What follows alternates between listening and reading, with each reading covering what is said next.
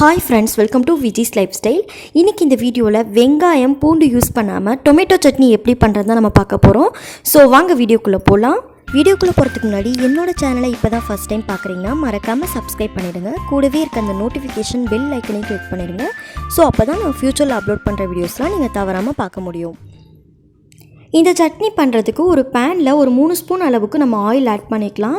Oil நல்லா heat ஆனதுக்கப்புறம் இதில் 1.5 ஸ்பூன் அளவுக்கு கடலைப்பருப்பு இதில் ஆட் பண்ணிக்கலாம். அண்ட் தென் 1.5 ஸ்பூன் அளவுக்கு உளுத்தம்பருப்பு ஆட் பண்ணிக்கோங்க சேம் மெஷர்மெண்ட்டில். அடுத்ததாக 1/2 ஸ்பூன் அளவுக்கு நான் கொத்தமல்லி எடுத்திருக்கேன். ஸோ அதையும் இதில் ஆட் பண்ணிக்கிறேன். இதெல்லாம் பார்த்திங்கன்னா அதோட கலர் சேஞ்ச் ஆகிற வரைக்கும் இதை நம்ம நல்லா வறுத்து எடுத்துக்க போகிறோம். இது நல்லா வறுபட்டதுக்கப்புறமா நான் 4 காஞ்ச மிளகாய் இதில் ஆட் பண்ணிக்க போகிறேன். உங்களோட காரத்துக்கு ஏற்ப நீங்கள் கூடவோ குறைச்சிக்கவோ செய்யலாம். இந்த காஞ்ச மிளகாய் அதுக்கப்புறம் புளிப்பு டேஸ்ட்டுக்காக நான் சின்ன துண்டு புளி எடுத்திருக்கேன். ஸோ இதையும் இதில் போட்டு நல்லா வதக்கிக்கலாம்.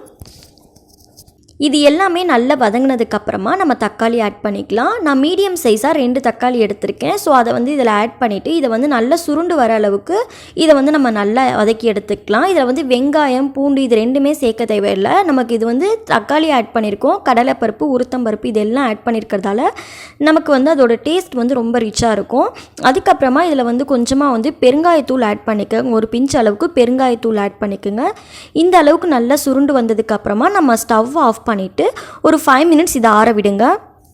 இது நல்லா ஆறுனதுக்கப்புறமா இதை ஒரு மிக்ஸி ஜாருக்கு ட்ரான்ஸ்ஃபர் பண்ணிவிட்டு தேவைக்கேற்ப இது கொஞ்சமாக உப்பு ஆட் பண்ணி இதை நல்லா ஒரு ஃபைனாக அரைச்சி எடுத்துகிட்டு வந்துடுங்க.